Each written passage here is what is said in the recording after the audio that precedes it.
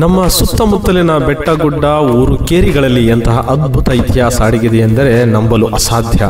ವಿಜಯನಗರ ಸಾಮ್ರಾಜ್ಯದ ಉನ್ನತ ಸ್ಥಿತಿ ಹಿಡಿದು ಸ್ಥಳೀಯ ಪಾಳೆಗಾರರ ಸ್ವಾಭಿಮಾನದ ಹೋರಾಟ ಮತ್ತು ಸಾಮ್ರಾಜ್ಯಶಾಹಿಗಳ ಅಂತಿಮ ಸಂಘರ್ಷದವರೆಗೆ ಶತಮಾನಗಳ ಕಥೆಯನ್ನು ತನ್ನಲ್ಲಿ ಬಚ್ಚಿಟ್ಟುಕೊಂಡಿರುವ ಅನೇಕ ಸ್ಥಳಗಳು ನಮ್ಮ ಕಣ್ಣ ಮುಂದೆಯೇ ಇರುತ್ತವೆ. ಕೂಡ್ಲಿಗಿ ಬಳಿಯ ವೀರನದುರ್ಗ ಅಂತಹುದೇ ಒಂದು ಸ್ಥಳ. ಸದ್ಯ ಅವಶೇಷಗಳ ರಾಶಿಯಾಗಿ ಕಾಣುವ ಈ ಕೋಟೆಯ ಹಿಂದೆ ಕರ್ನಾಟಕ ಇತಿಹಾಸದಲ್ಲಿ ಒಂದು ಮಹತ್ವದ ಅಧ್ಯಾಯವಿದೆ. ನಿಮ್ಮೂರಿನ ಸಮೀಪದ ಒಂದು ಪಾಳು ಬಿದ್ದ ಕೋಟೆಯು ಅಂದು ಅಸಾಮಾನ್ಯ ಸಾಮ್ರಾಜ್ಯಗಳನ್ನೇ ದಿಟ್ಟತನದಿಂದ ಎದುರಿಸಿ ತನ್ನ ಹೆಸರಿನಲ್ಲಿ ಒಂದು ನಿಗೂಢ ರಹಸ್ಯವನ್ನು ಬಚ್ಚಿಟ್ಟುಕೊಂಡಿದೆ ಎಂದರೆ ನೀವು ನಂಬುತ್ತೀರಾ? ಬನ್ನಿ, ನಮ್ಮ ವೀರನದುರ್ಗದ ಆ ರೋಚಕ ಸತ್ಯಗಳನ್ನು ತಿಳಿಯೋಣ. 7 ಸುತ್ತಿನ ಕೋಟೆ 7 ಬಾಗಿಲ ಊರು ಎಂಬ ಖ್ಯಾತಿ ಇದ್ದರೂ ಈಗ ಉಳಿದಿರುವುದು ಕೇವಲ 5 ಸುತ್ತು ಮಾತ್ರ. ಈ 5ನೇ ಸುತ್ತು ಪ್ರವೇಶಿಸುತ್ತಿದ್ದಂತೆ ಹುಟ್ಟು ಬಂಡೆಯಲ್ಲಿ ಕೆತ್ತಲಾದ ಉಬ್ಬು ಕಲಾಕೃತಿಯ ಆಂಜನೇಯ ಸ್ವಾಮಿಯ ದರ್ಶನ ನಮಗಾಗುತ್ತದೆ. ವೀರನದುರ್ಗ ಕೋಟೆಯ ಅಸಾಧಾರಣ ಶಕ್ತಿಯ ಮೂಲ ಇರುವುದು ಅದರ ನಿರ್ಮಾಣದಲ್ಲಿಯೇ. ಇತಿಹಾಸಕಾರರ ಪ್ರಕಾರ ವೀರನದುರ್ಗವನ್ನು 14ರಿಂದ 16ನೇ ಶತಮಾನದ ನಡುವೆ ಶಕ್ತಿಶಾಲಿ ವಿಜಯನಗರ ಸಾಮ್ರಾಜ್ಯದ ಅವಧಿಯಲ್ಲಿ ನಿರ್ಮಿಸಲಾಗಿತ್ತು. ಸಾಮ್ರಾಜ್ಯದ ಉತ್ತರ ಗಡಿಯನ್ನು ರಕ್ಷಿಸಲು ಬೆಟ್ಟದ ನೈಸರ್ಗಿಕ ರಕ್ಷಣೆಯನ್ನು ಬಳಸಿಕೊಂಡು ಕಟ್ಟಲಾದ ಇದು ಒಂದು ಗಿರಿದುರ್ಗ, ಬೆಟ್ಟದ ಮೇಲಿನ ಕೋಟೆ. ಇದರ ಕಾರ್ಯತಂತ್ರ ವಿನ್ಯಾಸವೇ ಇದರ ಅಜೇಯತೆಗೆ ಕಾರಣವಾಗಿತ್ತು. 1565ರ ತಾಳಿಕೋಟೆ ಕದನದ ನಂತರ ವಿಜಯನಗರ ಸಾಮ್ರಾಜ್ಯ ಪತನಗೊಂಡಾಗ ಈ ಪ್ರದೇಶದಲ್ಲಿ ಸ್ಥಳೀಯ ಪಾಳೆಗಾರರು ಪ್ರಾಬಲ್ಯಕ್ಕೆ ಬಂದರು. ಇವರು ವಿಜಯನಗರದಡಿಯಲ್ಲಿ ಸೇವೆ ಸಲ್ಲಿಸುತ್ತಿದ್ದ ಬೇಡ ಸಮುದಾಯಕ್ಕೆ ಸೇರಿದ ವೀರ ಯೋಧರಾಗಿದ್ದರು. ತಮ್ಮದೇ ಆದ ಸಣ್ಣ ಸಂಸ್ಥಾನಗಳನ್ನು ಕಟ್ಟಿಕೊಂಡು ಈ ಪಾಳೆಗಾರರ ಹಿಡಿತಕ್ಕೆ ಬಂದ ವೀರನದುರ್ಗವು ಸ್ಥಳೀಯ ಸ್ವಾಯತ್ತತೆಯ ಕೇಂದ್ರವಾಯಿತು. ಟಿಪ್ಪು ಸುಲ್ತಾನನ ತಂದೆ ಹೈದರ್ ಅಲಿಯು ಈ ಪಾಳೆಗಾರರ ಅಧಿಕಾರವನ್ನು ಮುರಿಯಲು ವ್ಯವಸ್ಥಿತ ದಂಡಯಾತ್ರೆಗಳನ್ನು ಪ್ರಾರಂಭಿಸಿದ. ಗುಡೇಕೋಟೆಯನ್ನು 1777 ಮತ್ತು ಪಾಳೆಗಾರರ ಪ್ರಮುಖ ಕೇಂದ್ರವಾಗಿದ್ದ ಚಿತ್ರದುರ್ಗವನ್ನೇ 1779ರಲ್ಲಿ ವಶಪಡಿಸಿಕೊಂಡ ನಂತರ ಈ ಪ್ರಾಂತ್ಯದ ಬಹುತೇಕ ಎಲ್ಲ ಕೋಟೆಗಳು ಮೈಸೂರು ಸಾಮ್ರಾಜ್ಯದ ಪಾಲಾದವು. ಆದರೆ ಟಿಪ್ಪುವಿನ ಸೈನ್ಯವು ವೀರನದುರ್ಗವನ್ನು ವಶಪಡಿಸಿಕೊಳ್ಳಲು ವಿಫಲವಾಯಿತು. ಈ ಒಂದು ಐತಿಹಾಸಿಕ ಘಟನೆಯು ವೀರನದುರ್ಗವನ್ನು ಕೇವಲ ಒಂದು ಸ್ಥಳೀಯ ಕೋಟೆಯಾಗಿ ಉಳಿಸದೆ ಕರ್ನಾಟಕದ ಪ್ರಾದೇಶಿಕ ಸ್ವಾಭಿಮಾನದ ಮತ್ತು ಸಾಮ್ರಾಜ್ಯಶಾಹಿ ವಿಸ್ತರಣೆಯ ವಿರುದ್ಧ ಪ್ರತಿರೋಧ ಸಾಂಕೇತಿಕವಾಗಿ ಇತಿಹಾಸದ ಪುಟಗಳಲ್ಲಿ ಅಜರಾಮರವಾಗಿ ಉಳಿಯಿತು. ಅಂತ್ಯಕಂತೆಗಳ ಕಥೆಯನ್ನೇ ಒಳಗೊಂಡಿರುವ ವೀರನದುರ್ಗ ಕೋಟೆಯ ಈ ಬಾಗಿಲು 5ನೇ ಸುತ್ತಿನ ಕೋಟೆ. ಈ ಕೋಟೆಗೆ ಕಂಚಿನ ಬಾಗಿಲು ಇತ್ತು. ಈ ಕಂಚಿನ ಬಾಗಿಲು ಹಾಕಿದಾಗ ಕೊಟ್ಟೂರಿಗೆ ಶಬ್ದ ಕೇಳಿಸುತ್ತಿತ್ತು ಎನ್ನುವ ಕಥೆಯೂ ಇದೆ. ಇದು ವಾಸ್ತವಕ್ಕೆ ಎಷ್ಟು ಹತ್ತಿರ ಎಂಬುದು ನಿಮ್ಮ ವಿವೇಚನೆಗೆ ಬಿಟ್ಟ ವಿಚಾರ. ಇದೇನೇ ಇರಲಿ, ಇನ್ನಿಲ್ಲ ವ್ಯವಸ್ಥೆ ಮತ್ತು ಚಿಕ್ಕ ದ್ವಾರಗಳು ಶತ್ರು ಸೈನ್ಯವು ಒಳನುಗ್ಗಲು ಅತ್ಯಂತ ಕಠೋರವಾದ ಪ್ರತಿರೋಧವನ್ನು ಒಡ್ಡುತ್ತಿದ್ದವು ಎಂಬುದು ಸ್ಪಷ್ಟವಾಗಿ ತಿಳಿಯುತ್ತದೆ. ವೀರನದುರ್ಗ ಕೋಟೆಯ ಹೆಸರನ್ನು ಹುಡುಕುತ್ತಾ ಹೋದಾಗ ಇದರಲ್ಲಿ ಗೊಂದಲಗಳು ಮತ್ತು ಆಶ್ಚರ್ಯದ ಕೆಲವು ಸಂಗತಿಗಳು ಮುಂದೆ ಬರುತ್ತವೆ. ವೀರನ ಹೆಸರು ಅಥವಾ ತಾಯಿಯ ನೆನಪಿಗೆ ನಿರ್ಮಾಣವಾದ ದುರ್ಗವು ಎಂಬ ಪ್ರಶ್ನೆ. ಈ ಕೋಟೆಯ ಐತಿಹಾಸಿಕ ಮಹತ್ವ ಎಷ್ಟಿದೆಯೋ ಅದರ ವೀರನದುರ್ಗ ಎಂಬ ಹೆಸರಿನ ಹಿಂದಿನ ಕಥೆಯೂ ಅಷ್ಟೇ ನಿಗೂಢವಾಗಿದೆ. ದುರಾದೃಷ್ಟವಶಾತ್ ಈ ಹೆಸರಿನ ಮೂಲವನ್ನು ಖಚಿತವಾಗಿ ಹೇಳುವ ಯಾವುದೇ ಶಾಸನಗಳಾಗಲಿ ಅಥವಾ ಅಲಿಖಿತ ದಾಖಲೆಗಳಾಗಲಿ ಲಭ್ಯವಿಲ್ಲ.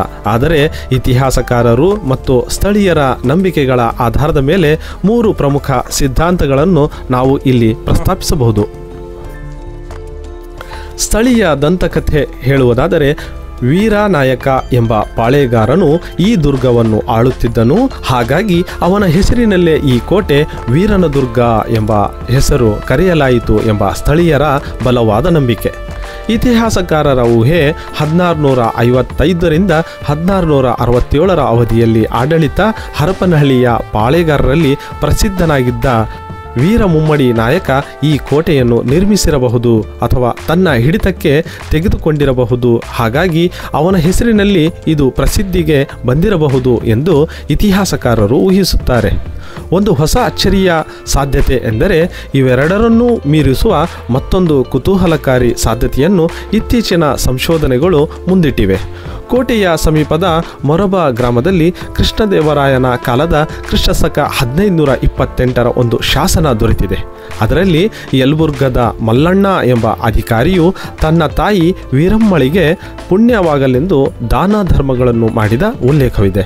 ಆ ಕಾಲದಲ್ಲಿ ತನ್ನ ತಾಯಿಯ ಮೇಲೆ ಅಷ್ಟೊಂದು ಪ್ರೀತಿ ಗೌರವ ಹೊಂದಿದ್ದ ಮಲ್ಲಣ್ಣ ಬಹುಶಃ ಈ ಬೃಹತ್ ಕೋಟೆಯನ್ನು ತನ್ನ ತಾಯಿಯಾದ ವೀರಮ್ಮಳ ನೆನಪಿಗಾಗಿ ಕಟ್ಟಿಸಿದ ವೀರನದುರ್ಗ ಎಂದು ಹೆಸರಿಟ್ಟಿರಬಹುದು ಎಂಬುದು ಒಂದು ರೋಚಕವಾದ ಹೊಸ ಚಿಂತನೆ. ಈ ಮಾಹಿತಿಯನ್ನು ಎಚ್.ಎಸ್. ವಸಂತ್ ಅವರು ಬರೆದಿರುವ ಮುನ್ನಡೆಯ ಕೂಡ್ಲಿಗಿ ಎಂಬ ಗ್ರಂಥದಲ್ಲಿ ದೊರಕಿದೆ. ಇದರ ಮಾಹಿತಿಯನ್ನು ಗುಣಸಾಗರದ ಡಾಕ್ಟರ್ ಪ್ರಹ್ಲಾದ್ ಅವರು ಕೂಡ್ಲಿಗಿಯ ಇತಿಹಾಸದ ವಿವಿಧ ಆಯಾಮಗಳು ಕಾರ್ಯಕ್ರಮದಲ್ಲಿ ತಿಳಿಸುತ್ತಾರೆ. ವೀರರ ಕೋಟೆ ಎಂದು ಕರೆಯಲ್ಪಡುವ ಈ ದುರ್ಗವು ಒಬ್ಬ ರಾಜನ ಶೌರ್ಯದಿಂದಲ್ಲ, ಬದಲಾಗಿ ಮಗನೊಬ್ಬನ ಮಾತೃಪ್ರೇಮದಿಂದ ಬಂದಿರಬಹುದು ಎಂಬ ಈ ಕಲ್ಪನೆಯೇ ಈ ಸ್ಥಳದ ಇತಿಹಾಸಕ್ಕೆ ಮತ್ತೊಂದು ಭವ್ಯವಾದ ಆಯಾಮವನ್ನು ನೀಡುತ್ತದೆ. ಹೆಸರಿನ ಹಿನ್ನೆಲೆ ಏನೇ ಇರಲಿ, ಈ ಕೋಟೆಯ ವಾಸ್ತು ವೈಭವ ಮಾತ್ರ ನಿರ್ಮಾಣವಾದದ್ದು. ಆದರೆ ಅದರ ಗತ ಮತ್ತು ವರ್ತಮಾನದ ನಡುವೆ ಅಜಗಜಾಂತರ ವ್ಯತ್ಯಾಸವಿದೆ. ಇತಿಹಾಸದ ವೀರಗಾಥೆಯನ್ನು ಸಾರುವ ಈ ಕೋಟೆಯ ಇಂದಿನ ಸ್ಥಿತಿ ಅತ್ಯಂತ ಶೋಚನೀಯವಾಗಿದೆ. ಪ್ರತ್ಯಕ್ಷದರ್ಶಿಗಳ ಪ್ರಕಾರ ಇಲ್ಲಿ ನಡೆಯುತ್ತಿರುವ ಚಟುವಟಿಕೆಗಳು ಆಘಾತಕಾರಿಯಾಗಿವೆ. ನಿಧಿಗಳ್ಳರು ಗರ್ಭಗುಡಿಯನ್ನೇ ಅಗೆದು ನಿಧಿ ಶೋಧ ನಡೆಸುತ್ತಿದ್ದಾರೆ. ಪವಿತ್ರವಾದ ಸ್ಮಾರಕಗಳ ಆವರಣದಲ್ಲಿ ಮದ್ಯದ ಬಾಟಲಿಗಳು ಮತ್ತು ಕಸದ ರಾಶಿಗಳು ಬಿದ್ದಿವೆ. ಸ್ಥಳೀಯರೇ ಕೋಟೆಯ ಗೋಡೆಗಳ ಕಲ್ಲುಗಳನ್ನು ಕಿತ್ತು ತಮ್ಮ ಮನೆಗಳ ನಿರ್ಮಾಣಕ್ಕೆ ಬಳಸಿಕೊಳ್ಳುತ್ತಿದ್ದಾರೆ. ಟಿಪ್ಪುವಿನ ಪತನದ ನಂತರ 1799ರಲ್ಲಿ ಕೋಟೆಯ ಕಥೆ ಅಂತಿಮ ಹಂತಕ್ಕೆ ತಲುಪಿತು. ಕೊನೆಗೆ ಬ್ರಿಟಿಷರು ಬಂದರು. ಫಿರಂಗಿಗಳೊಂದಿಗೆಲ್ಲ ಕಾನೂನುಗಳೊಂದಿಗೆ ಅವರು ಜಾರಿಗೆ ತಂದ ರೈತವಾರಿ ಪದ್ಧತಿಯು ಪಾಳೆಗಾರರ ಅಧಿಕಾರವನ್ನು ಶಾಶ್ವತವಾಗಿ ಅಳಿಸಿ ಹಾಕಿತು. ವೀರ ಯೋಧರ ಯುಗವನ್ನೇ ಕೊನೆಗೊಳಿಸಿತು. ಅಂದಿನಿಂದ ವೀರನದುರ್ಗ ತನ್ನ ಕಾರ್ಯತಂತ್ರದ ಮಹತ್ವವನ್ನು ಕಳೆದುಕೊಂಡು ಮೂಲೆಗುಂಪಾಯಿತು. ಕೋಟೆಯ ಮೇಲ್ಭಾಗದಲ್ಲಿ 2 ಬೃಹತ್ ಹೊಂಡಗಳು ನಿರ್ಮಾಣವಾಗಿವೆ. ಈ ನೈಸರ್ಗಿಕ ಹೊಂಡಗಳು ಬೆಟ್ಟದ ಮೇಲಾಗುವ ಮಳೆಯ ನೀರನ್ನು ಸಂಗ್ರಹಿಸಲು ಉತ್ತಮವಾದ ರೀತಿಯಲ್ಲಿ ರಚನೆ ಮಾಡಿಕೊಂಡಿರುವುದು ನೋಡಲು ಸೂಜಿಗ ಎನಿಸುತ್ತದೆ. ಅಂದಿನ ಕಾಲದಲ್ಲಿಯೇ ಮಳೆಯ ಕೊಯ್ಲು ಪದ್ಧತಿಯನ್ನು ಸಮರ್ಪಕವಾಗಿ ಬಳಸಿಕೊಂಡಿರುವುದು ಇದಕ್ಕೆ ಸಾಕ್ಷಿಯಾಗಿದೆ. 6ನೇ ಸುತ್ತಿನ ಕೋಟೆಯಿಂದ ವೀಕ್ಷಿಸಿದರೆ ಸುತ್ತಮುತ್ತಲಿನ 15ರಿಂದ 20 ಕಿಲೋಮೀಟರ್ಗಳ ದೂರದ ಎಲ್ಲ ದೃಶ್ಯಗಳು ಸ್ಪಷ್ಟವಾಗಿ ಕಾಣುತ್ತವೆ. ಆಗಸ್ಟ್ ಸೆಪ್ಟೆಂಬರ್ ತಿಂಗಳಿನಲ್ಲಿ ಬೆಟ್ಟದ ಮೇಲ್ಭಾಗ ಹಚ್ಚ ಹಸಿರಿನಿಂದ ಕೂಡಿರುತ್ತದೆ. ಈ ಸಮಯದಲ್ಲಿ ಪಶ್ಚಿಮಕ್ಕಿರುವ ಹೆಬ್ಬೆಂಡೆಯ ಮೇಲೆ ನಿಂತು ದೂರದ ದೃಶ್ಯಗಳನ್ನು ಮುಂಜಾನೆಯ ಸಮಯದಲ್ಲಿ ನೋಡುವ ಖುಷಿಯೇ ಬೇರೆ. ಇಂತಹ ಅದ್ಭುತವಾದಂತಹ ಸ್ಥಳ ವೀರನದುರ್ಗ.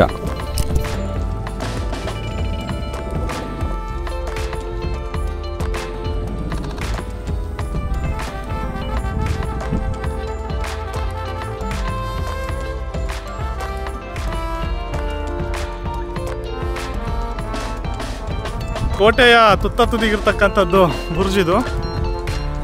ಇಲ್ಲೇ ಒಳಗಡೆ ಮಲಿಯಮ್ಮನ ಗುಡಿ ಇದೆ. ಕೋಟೆಯನ್ನು ನೋಡಲು ಹೋಗುವಾಗ ಕನಿಷ್ಠ 4ರಿಂದ 6 ಜನ ಜೊತೆಗೂಡಿ ಹೋಗಿ ಹಾಗೂ ಸ್ಥಳೀಯರ ಸಹಾಯ ಹಾಗೂ ಸ್ಥಳೀಯರ ಮಾರ್ಗದರ್ಶನವಿಲ್ಲದೆ ಹೋಗಬೇಡಿ. ಏಕೆಂದರೆ ಇಲ್ಲಿ ಕರಡಿಗಳು ಹೆಚ್ಚಾಗಿವೆ. ಇಲ್ಲಿ ನಿಧಿಗಳ್ಳರ ಹಾವಳಿ ನೋಡ್ರಿ, ಎಲ್ಲ ಬೇಕಲ್ಲಿ ತೆಗೆದುಕೊಂಡಿದ್ದಾರೆ. ಇಲ್ಲಿ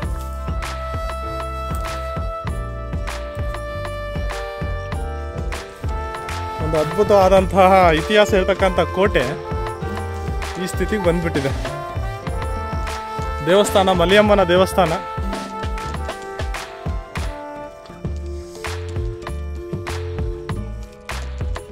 ಇಲ್ಲಿ ಮೇಲ್ಗಡೆ ಕಂಚಿನ ಪ್ರತಿಮೆ ಅಂತ ಹೇಳ್ತಾರೆ ಇದನ್ನ. ಅಂದ್ರೆ ಯಾವುದೂ ಇಲ್ಲ, 2 ಇವು ಇಟ್ಟಿದ್ದಾರೆ, ಗಡಿಗೆ ಇಟ್ಟಿದ್ದಾರೆ ಅಷ್ಟೇ. ನಿಧಿಗಳರ ಹಾವಳಿಗೆ ಎಲ್ಲ ತುತ್ತಾಗಿರ್ತಕ್ಕಂಥದ್ದು ಇದು ಮಲಿಯಮ್ಮನ ಗುಡಿ ಕೂಡ. ಮಲಿಯಮ್ಮನ ಗುಡಿ ಮುಂದ್ಗಡೆ ಇರ್ತಕ್ಕಂಥ ಗುಂಡಿನ ಮೇಲೆ ಇರ್ತಕ್ಕಂಥ ಪಾದದ ಗುರುತುಗಳು.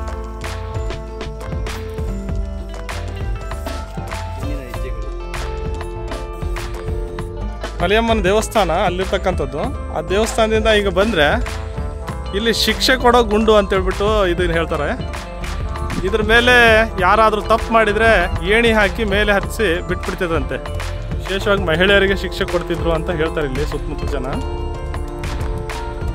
ಕೆಳಗಡೆ ಪ್ರಪಾತ ಇದೆ, ಆಳವಾದದ್ದು. ನೋಡಿ, ನಮ್ಮ ಫ್ರೆಂಡ್ಸ್ ಎಲ್ಲ ಮೇಲ್ಗಡೆ ಹೋಗ್ತಿದ್ದಾರೆ, ನಮ್ಮ ಗೆಳೆಯರು. ಬನ್ನಿ ಅಲ್ಲಿಗೆ ಹೋಗೋಣ. ಮಳೆ ಬಂದಿದ್ದರಿಂದ ಇಲ್ಲಿ ಕಲ್ಲಿನ ಹೊರತೆಗಳಲ್ಲಿ ನೀರು ನಿಂತಿರೋದು,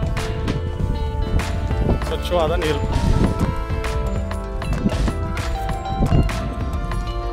ನೋಡಿ, ಮಳೆ ಕೊಯ್ಲು ಅಂತಕ್ಕಂಥ ಒಂದು ಕಾನ್ಸೆಪ್ಟ್ ಇದೆಯಲ್ಲ, ಅದನ್ನಿಲ್ಲಿ ನಾವು ಕ್ಲೀನಾಗಿ ಅರ್ತ್ಕೋಬೋದು. ಪಕ್ಕಕ್ಕೆ ರಕ್ಷಣೆ ಗುಂಡು, ಇಲ್ಲೇ ಒಂದು ಬಾವಿ ರೀತಿಯಲ್ಲಿ ನಿರ್ಮಿಸ್ಕೊಳ್ಳೋದು, ಮಳೆ ನೀರನ್ನು ಸುರಕ್ಷಿತವಾಗಿ ಉಳಿಸ್ಕೊಳ್ಳೋದು. ಅದಕ್ಕೆ ಟಿಪ್ಪುವಿನ ಸೈನ್ಯ ಇಲ್ಲಿ ದಾಳಿ ಮಾಡಿದಾಗ ಸುಮಾರು 1.5 ತಿಂಗಳು ಇಲ್ಲಿದ್ದರೂ ಕೂಡ ಕೋಟೆಯಲ್ಲಿ ಆಹಾರಕ್ಕೆ ಯಾವುದೇ ರೀತಿಯ ಸಮಸ್ಯೆ ಆಗಿದ್ದಿಲ್ಲ ಅಂತ ಹೇಳ್ತಾರೆ.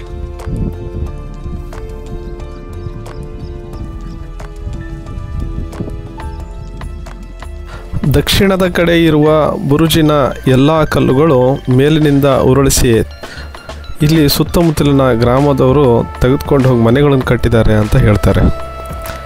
ಎಂಥ ಅದ್ಭುತವಾದಂತಹ ಒಂದು ಸ್ಥಳ, ಐತಿಹಾಸಿಕ ಸ್ಥಳ ಸಂಪೂರ್ಣವಾಗಿ ನಶಿಸಿ ಹೋಗ್ತಾ ಇದೆ.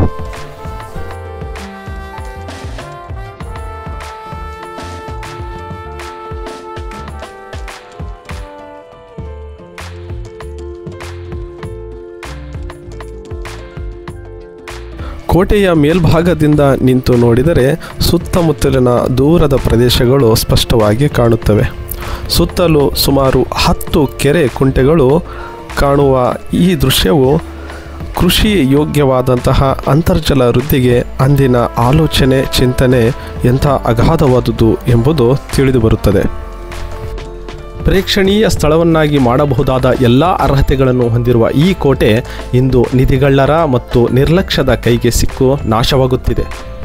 ಒಂದು ಸಾಮ್ರಾಜ್ಯವು ತನ್ನ ಗಡಿ ರಕ್ಷಣೆಗಾಗಿ ಕಟ್ಟಿದ ಕೋಟೆ ನಂತರ ಸ್ಥಳೀಯರ ಸ್ವಾಭಿಮಾನದ ಸಂಕೇತವಾಗಿ ಚಕ್ರವರ್ತಿಯ ಸೈನ್ಯವನ್ನೇ ಹಿಮ್ಮೆಟ್ಟಿಸಿತು. ಅದರ ಹೆಸರಿನಲ್ಲೇ ತಾಯಿಯ ಮೇಲಿನ ಪ್ರೀತಿಯ ನಿಗೂಢ ಕಥೆ ಇರಬಹುದು. ಆದರೆ ವಿಪರ್ಯಾಸವೆಂದರೆ ಯಾವ ಕೋಟೆಯನ್ನು ಶತ್ರು ಸೈನ್ಯಗಳು ಭೇದಿಸಲಾಗಲಿಲ್ಲವೋ ಸಾಮ್ರಾಜ್ಯಗಳನ್ನೇ ಎದುರಿಸಿದ ಈ ಕೋಟೆಯು ಇಂದು ನಮ್ಮದೇ ಜನರ ನಿರ್ಲಕ್ಷ್ಯದಿಂದ ನಾಶವಾಗುತ್ತಿವೆ. ಹೆಸರೇ ಹೇಳುವ ರೀತಿಯಲ್ಲಿ ವೀರರು ಆಳಿದ ಒಂದು ಅದ್ಭುತವಾದಂತಹ ಶಕ್ತಿ ಸ್ಥಳ ಅಂತಾನೆ ಹೇಳು. 7 ಸುತ್ತಿನ ಕೋಟೆ ಈಗ 5 ಸುತ್ತು ಮಾತ್ರ ಉಳಿದಿದೆ. ತನ್ನ ಆಡಳಿತವನ್ನು ವಿಜಯನಗರ ಸಾಮ್ರಾಜ್ಯದ ಪತನದ ನಂತರ ಪ್ರಾರಂಭಿಸಿತು ಅಂತಕ್ಕಂಥದ್ದನ್ನ ಹೇಳ್ತೀವಿ. ಆದ್ರೆ ಒಂದು ವ್ಯಥೆ ಏನಂತ ಹೇಳಿದ್ರೆ, ಇಷ್ಟು ಅದ್ಧೂರಿಯಾಗಿರ್ತಕ್ಕಂತಹ ಕೋಟೆಯ ಕುರುಹುಗಳಲ್ಲಿ ಒಂದು ಶಾಸನವು ನಮಗೆ ಪತ್ತೆ ಆಗಿಲ್ಲ ಅಂತಕ್ಕಂಥದ್ದು ವ್ಯಥೆಯ ಸಂಗತಿ. ಇಲ್ಲಿ ಆಳಿದ ಇಂಥ ಗತವೈಭವವನ್ನು ಕಟ್ಟಿದಂತಹ ನಮ್ಮ ಪಕ್ಕದಲ್ಲೇ ಇರ್ತಕ್ಕಂತಹ ಇಂಥ ಅದ್ಭುತವಾದ ಕೋಟೆಯ ಕುರುಹುಗಳು ನಮಗೆ ದೊರೀತಾ ಇಲ್ಲ.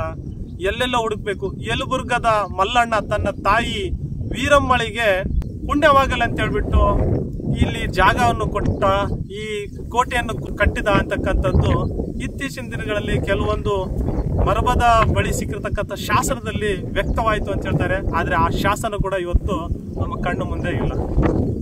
ಅಂದ್ರೆ ಅಂತ್ಯ ಕಂತೆಗಳ ಕಥೆಯೊಂದಿಗೆ ನಮ್ಮ ವೀರನದುರ್ಗದ ಕಥೆಯನ್ನು ನಾವು ಹೇಳಬೇಕಾದಂತಹ ಪರಿಸ್ಥಿತಿ, ದುಸ್ಥಿತಿ ನಮ್ಮ ಭಾಗದ ಜನರಿಗೆ ಬಂದಿರತಕ್ಕಂಥದ್ದು ನಿಜಕ್ಕೂ ಬೇಸರದ ಸಂಗತಿ. ಅಳಿದುಳಿದ ಕೋಟೆಯನ್ನ ಉಳಿಸಿಕೊಂಡು ಹೋಗುವ ಜವಾಬ್ದಾರಿ ಈಗ ನಮ್ಮೆಲ್ಲರ ಮೇಲಿದೆ, ಮುಂದಿನ ಪೀಳಿಗೆಗಿದೆ. ಈ ಕೋಟೆ ಸೋಲಿಲ್ಲದ ಕೋಟೆ ಅಂತಕ್ಕಂಥದ್ದು ಟಿಪ್ಪುವಿನ ಸೈನ್ಯ ಕಾರ್ಯಾಚರಣೆಯ ಪುಸ್ತಕದಿಂದ ನಾವು ತಿಳಿದುಕೊಳ್ತೀವಿ. ಆದ್ರೆ ಇಲ್ಲಿರ್ತಕ್ಕಂತಹ ಯಾವುದೊಂದು ಕುರುಹು ನಮಗೆ ಸಿಗದೆ ಇರತಕ್ಕಂಥದ್ದು ಬಹಳ ಬೇಸರದ ಸಂಗತಿ. ಅಂದ್ರೆ ಸಂಸ್ಕೃತಿ, ನಮ್ಮ ನಾಡು, ನಮ್ಮ ಆಚಾರ ವಿಚಾರಗಳು ಇವನ್ನ ಉಳಿಸ್ತಕ್ಕಂತಹ ಮತ್ತು ಬೆಳೆಸ್ತಕ್ಕಂತಹ ಜವಾಬ್ದಾರಿ ನಮ್ಮ ಮೇಲೆ ಇದ್ದಾಗ ಮಾತ್ರ ನಮ್ಮ ಚರಿತ್ರೆ ಮುಂದಿನ ಪೀಳಿಗೆ ಗೊತ್ತಾಗುತ್ತೆ. ಮತ್ತೊಂದು, ನಮ್ಮ ತಾಲೂಕಿನ ಕೋಟೆ, ನಮ್ಮ ತಾಲೂಕಿನ ವೀರಗಲ್ಲುಗಳು, ಶಾಸನಗಳ ಕಡೆಗೆ ಬೆಳಕು ಚೆಲ್ಲೋ ಪ್ರಯತ್ನ ನಮ್ಮ ತಂಡ ಮಾಡ್ತಾ ಇದೆ. ನಿಮ್ಮೆಲ್ಲರ ಜೊತೆ ನಮಗಿರಲಿ. ಧನ್ಯವಾದ.